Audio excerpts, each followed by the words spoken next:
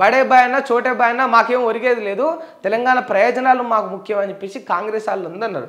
మరి ఇప్పుడు ఇదే కాంగ్రెస్ ఆయన, ఇదే రేవంత్ రెడ్డి, ఇదే ముఖ్యమంత్రి గారు, ఇదే చోటే బాయ్ ఏమంటావు? మరి గింత దుర్మార్గమా?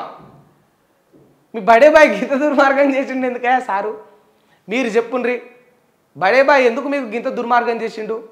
ఈ అంశాలన్నీ పక్కన పెడితే ఒక్కసారి మనము ఏమేమి వెలగబెట్టిరు, ఎంతెంత చేసిరో అమ్మ నిర్మలమ్మ గారు, మన తెలంగాణ బిడ్డ, ఇక్కడి ప్రాంతానికి చెందిన మన తల్లి, మన తెలుగు తల్లి ఇక ఏం చేసిందో ఒకసారి చూద్దాం. సబ్కో నిరాశ్, ఏ వర్గాన్ని పెద్దగా ఆకట్టుకొని కేంద్ర బడ్జెట్ పేరుకే భారీ పద్దు, మిత్రపక్షాలకే పెద్దపీట. అంటే ఈ యొక్క ఎన్డీఏ కూటమిలో ఎవరైతే ఉన్నారో, ఈ ఎన్డీఏ నిలబడడానికి ఎవరైతే కారణం అయినరో, అంటే ఇప్పుడు ఆంధ్రాలో చూసుకుంటే బీజేపీకి వత్తాసు పలికిన 16 సీట్లు చంద్రబాబువి.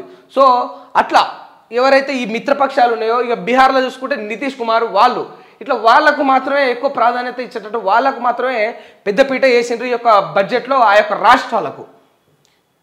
ఏపీ బీహార్ రాష్ట్రాలకు వరాల జల్లు, వ్యవసాయం, రక్షణ, రైల్వే రంగాలకు మధ్యంతర బడ్జెట్తోనే సరి. మహిళా శిశు సంక్షేమానికి నిరుడుతో పోలిస్తే 2.5% మాత్రమే పెంచిండ్రు.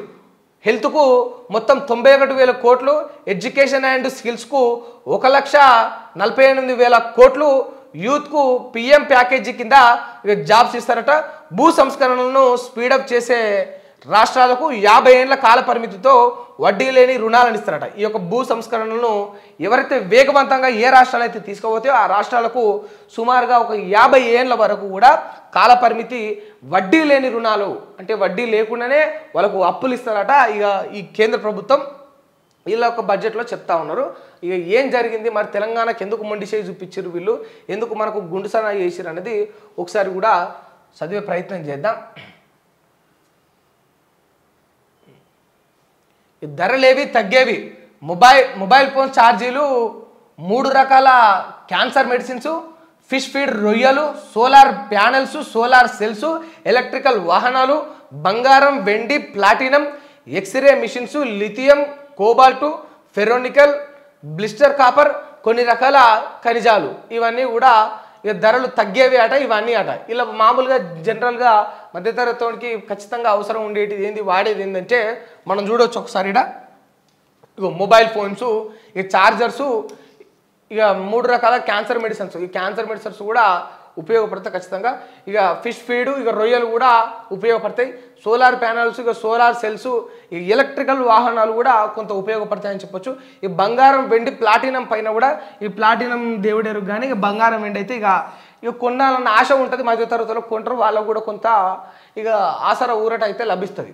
ఈ ధరలు పెరిగేవి telecom products, ammonium nitrate, plastic products, ఈ 3 రకాలవి కూడా ధరలు పెరుగుతాయి. ఈ ట్యాక్స్ ఉద్యోగులకు ఊరట కొంచెమే. స్టాండర్డ్ డిడక్షన్ రూపాయలు 50,000 నుంచి 75,000కు పెంపు. దీనివల్ల మొత్తం 17,500 ఆదా. 2 స్లాబుల్లో మార్పులు. మొత్తం 3 లక్షల ఆదాయం వరకు ఇక పన్ను ఉండదట. 3 లక్షల ఆదాయం వరకు పన్ను ఉండదట. ఇంకా ఆదాయక పన్ను యొక్క పరిమితిని తగ్గిస్తా అని చెప్పారు కదా, ఇక 3 లక్షల వరకు. రైట్. ఒక్కసారి ఇక మనం ఈ వార్త అంతా చూసినాం కదా, మన రేవంత్ అన్న ఏమంటుండు, ఇక మరి వీళ్ళందరూ ఏం చేశారు అనేది ఒకసారి మనం చదివి దీన్ని క్లుప్తంగా ఎక్స్ప్లెయిన్ చేద్దాం. తెలంగాణకు ఒక్క ప్రాజెక్టు ఇవ్వలేదు, దీనికి బాధ్యత వహిస్తూ కేంద్ర మంత్రి పదవి కిషన్ రెడ్డి రాజీనామా చేసి తెలంగాణ ప్రజలకు క్షమాపణ చెప్పాలి. తెలంగాణపై మోదీ కక్షపూరిత వైఖరిని కాంగ్రెస్ ప్రభుత్వం తీవ్రంగా ఖండిస్తున్నది. దక్షిణాది రాష్ట్రాలపై కేంద్రం వివక్ష చూపుతున్నది. ఈ వివక్షపై తమిళనాడు, కర్ణాటక రాష్ట్రాల సీఎంలతో మాట్లాడుతా. తెలంగాణపై కేంద్రం వివక్ష ఇలాగే కొనసాగితే మరో ఉద్యమం తప్పదు. ఇలాంటి వివక్ష గతంలో చూపడం వల్లే తెలంగాణ ఉద్యమం వచ్చింది. తెలంగాణ ప్రజలు ఇలాంటి వివక్షలను, కక్షలను సహించరు. ఈ ఉద్యమం గురించి అన్న రేవంత్ అన్న చెప్తా ఉన్నాడు. ఇక మళ్ళా ఒకసారి ఉద్యమం వస్తుంది. తెలంగాణ ప్రజల పట్ల, తెలంగాణ ప్రాంతం పట్ల ఇట్లా వివక్షత చూపిస్తే దక్షిణాది ప్రాంతాల్లో వివక్షత చూపుతున్నట్టే, దక్షిణాది ప్రాంతాల్లో వివక్షత చూపెడతలేదు.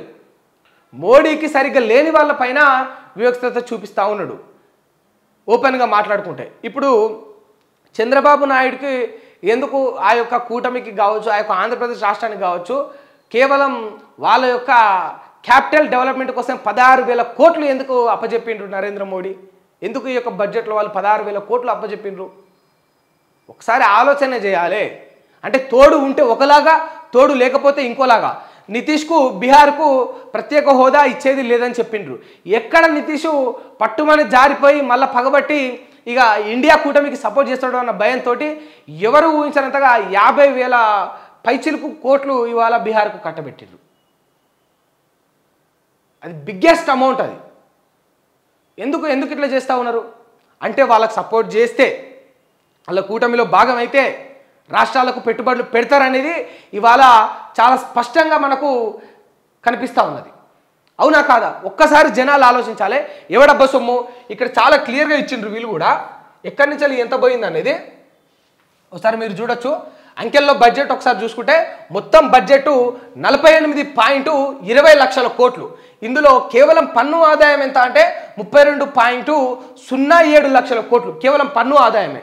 పన్ను ఆదాయం అంటే ఇక పన్ను కడతాం కదా, పన్ను కట్టిన పన్ను నుంచి వచ్చిన ఆదాయమే. ఇగో ఇందులో హ్యూజ్ అమౌంట్ అదే 95% అదే ఉన్నది, 90% కూడా అదే ఉన్నది. ఇక్కడ చూడొచ్చు 48.20లో 32.07 lakhs of crores అందులో పన్ను పైన కట్టిన ఆదాయమే ఉన్నది ఈ యొక్క కేంద్ర ప్రభుత్వం యొక్క బడ్జెట్లో. మరి ఇందులో రాష్ట్రాలన్నీ కూడా కడతాయి కదా పన్ను. కట్టిన పన్ను నుంచి వెళ్ళి అందులో అమౌంట్ 49% రాష్ట్రాలన్నీ కూడా కేంద్ర ప్రభుత్వానికి చెల్లిస్తాయి కదా. ప్రజల నుంచి వచ్చిన పన్నులంతా కూడా రాష్ట్ర ప్రభుత్వాలు తీసుకోవు కదా, అందులో నుంచి అమౌంట్ ఖచ్చితంగా కేంద్ర ప్రభుత్వానికి పంపుతాయి కదా. మ్యాండేట్గా పంపాల్సిన బాధ్యత ఉంటుంది కదా, చట్టం ఉన్నది కదా. మరి ఆ డబ్బులు ప్రతి రాష్ట్రం ఇస్తున్నప్పుడు మరి రాష్ట్రాలందరికీ కూడా న్యాయం చేయాలి కదా. ఏం పాపం చేసింది తెలంగాణ ప్రభుత్వం? నరేంద్ర మోడీకి, బీజేపీ ప్రభుత్వానికి, అమ్మా నిర్మలమ్మ మీకేం పాపం చేసింది? మీకేం అన్యాయం చేసింది? మీ కేడ ముంచింది? మీ ఆత్మగౌరవాన్ని ఏడ దెబ్బతీసింది? ఎందుకు తెలంగాణ పట్ల ఇంత మొండి వైఖరితో మీరు ఉన్నారు? తెలంగాణకు ఎందుకు ఇట్లా ఎల్లప్పుడూ మొండి చేయి చూపిస్తూ ఉన్నారు? ఇవాళ స్పష్టం కావాలి తెలంగాణ ప్రజలందరికీ కూడా. భారతీయ జనతా పార్టీ ప్రతి ఏటా బడ్జెట్లో తెలంగాణ పట్ల ఎట్లా వ్యవహరిస్తున్నది అనేది ఇప్పుడు చూడొచ్చు మనం చాలా క్లియర్గా. చూడండి, కళ్ళకు కనిపిస్తూ ఉన్నది. స్వయాన మా బడే బాయ్ అన్న ముఖ్యమంత్రి ఇగో ఆయన ఆవేదన వ్యక్తం చేస్తూ ఉన్నాడు, మరి ఇంత దుర్మార్గమా అని. ఇవాళ ఏమైంది? ఏం చేసిరంటే 4 సీట్ల కించి 8 ఇచ్చిర్రు బీజేపీకి నమ్మి. కేంద్రంలో మోడే ఉండాలి. నేను మైకు పట్టుకొని పోయి రోడ్ల మీదకి పోయి సెంట్రల్లో ఎవరు రావాలని ఎంపీ ఎలక్షన్స్కు ముందు, అసెంబ్లీ లోక్సభ ఎన్నికల ముందు అడిగితే ఎవరున్నా సరే కేంద్రంలో మోడే ఉండాలి, ఎవరున్నా సరే కేంద్రంలో మోడే ఉండాలి.